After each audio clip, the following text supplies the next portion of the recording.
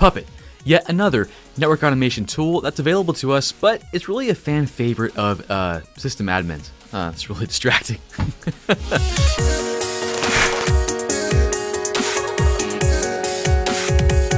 Puppet can be used for network automation, and it's great because it has a killer configuration management feature. However, it does require an agent. You have to install an agent on your device that you want to automate. The problem that we have is that most of our devices have no ability to install an agent. So what can we do? Why are we talking about it? Well, let's dive in. Now, just because Puppet requires an agent, it doesn't mean we can't use it with some of our devices, like boo! This guy right here, very expensive, very exclusive. He is, let me draw on him, a Nexus switch. I'm just going to say he's a Nexus 9000. These are data center class switches, and the reason we can use Puppet with this guy is because we can install an agent, because these guys run Linux and Python on board. It's super cool. We do it by enabling what's called the guest shell, which is Linux, and once you're in Linux, you can install the Puppet agent. Now, what I just said was a half-truth. For the purpose of an exam, and when comparing Ansible, Puppet, and Chef, Ansible is the only one that can do things without an agent. However, Puppet, with recent additions and recent updates, has an agentless option for controlling Cisco devices. So just keep that in mind. You can still do it, just not officially. So for the remainder of our talk, we're going to pretend that's not true, and Nexus OS is the only one we can interact with. Now, before we put strings on our Nexus and make it a Puppet, let's talk more about what Puppet brings to the table and what it's all about. In contrast to, too many spaces. In contrast to Ansible, it's not Python-based, it is Ruby-based. Ruby is another programming language. The good news is you really don't have to know Ruby to get started, but you should learn Ruby if you're going to become very familiar with Puppet. If you want to become a Puppet master, you'll know what I mean in a moment. Learning Ruby won't hurt. Also, when thinking about any particular exam, whereas Ansible was all about the push model, Ansible was super pushy. He's like, take this config, take it. Puppet has a pull model. He's like, you can have it if you want it. What do I mean by that? Well, let's not delay. Let's install this agent on our Nexus device, and I'll show you what I mean. So we get into our guest shell. We install the Puppet agent. He's now officially an agent. I'll call him 007 over here. So now the Nexus device is primed and ready to pretty much become one of our puppets. To control our Puppet, we'll need a Puppet master. This will be a Linux-based server. And like Ansible, it is free. It has a free version, just like Ansible. There is an enterprise version where you get more features, but the free version gives you control of 10 puppets, so you can, get familiar with your puppets. If you want more than that, if you really want to take that a little far, then yeah, you'll need the enterprise edition. And on this Linux-based server, we will set up our config for this Nexus device. We'll craft it. I'll show you what it looks like here in a second. It's not YAML, it's their own declarative language. They actually call it the official name is a DSL, declarative structured language. It's just their own way to describe what you're going to be doing to this switch. Sounds weird. And Ansible had their own version of it. It was just in a YAML format. Here it's not YAML, it's just its own version of how you declare your syntax. And this document here, this file, this is the manifest. We'll call it dc.pp.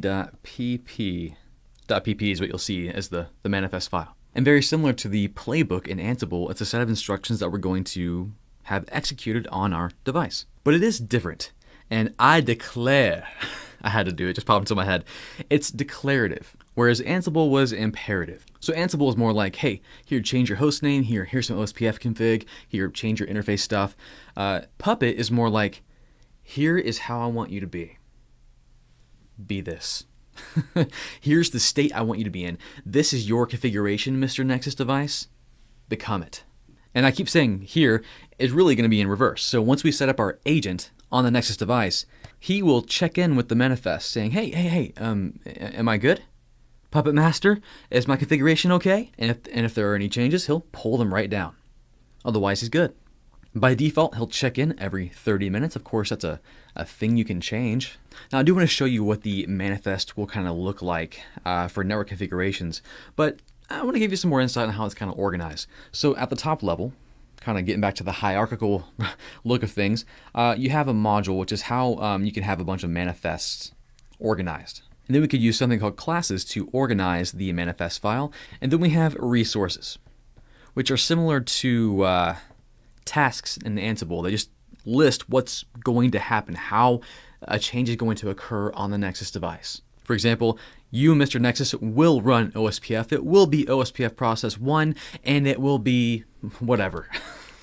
So let's take a look at one real quick. Here I am back at Cisco DevNet, developer.cisco.com. As you go down this path, you'll be here on this site a lot more, trust me. And a really cool thing they just released this year is something called Code Exchange, which is a place where people who, like you and I, are messing with network programmability, you can exchange code for different things like Python, Ansible, Puppet, Chef. People have gone before you and already done some of the things you want to do. Great place to check in and say, oh, well, I'm not going to reinvent the wheel here. They've already done it. So I can go in here and type in Puppet. Let me find something here. I'll just click on the first one here. And I'm going to scroll down to the bottom to get some example manifests. Yeah, right here. Boom.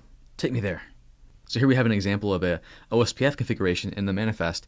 And we can see some default metric information and auto cost. And then we see area cost and the interface that we're adding to OSPF. So you can kind of read it, understand it. It's human readable. And if you were to dive into Puppet and become a Puppet master, you would start with this. And even going down here, we can see we have a resource type catalog.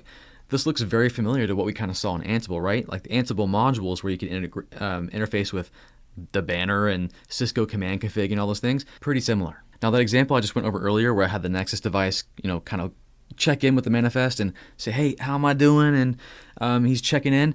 That is a feature that makes it killer compared to Ansible, because with Ansible, there really isn't a way to check configuration consistency and making sure it's okay. I mean, you can manually run a playbook that'll check one version of your configuration versus a previous or the golden version, and you can have that check and give you a result. But this is like legit, like real configuration management, checking every 30 minutes or maybe more to make sure your configuration is consistent, and then applying the proper configuration, the golden image that you have set on your manifest. So Puppet, a great solution for Nexus devices because you need an agent, and only Nexus can have an agent installed on it. But there is, wink wink, some agentless options. This is making me... But it's primarily built to have agents run on it, which is why it's a fan favorite of sysadmins. And if you should proceed with Puppet, you're going to have a Puppet master where you will have it installed on a Linux server, and you'll just establish your manifest. This is how I want you to be, Mr. Nexus device, and then your Nexus device will pull the configuration down and make sure his configuration is exactly what you want it to be. I can't do that anymore. Puppet is definitely a more mature platform. It's older than Ansible, has more features, but Ansible definitely gives us more options for network automation. In the next nugget, we'll take a look at our third and final option for configuration management, Chef. I hope this has been informative for you, and I'd like to thank you for viewing.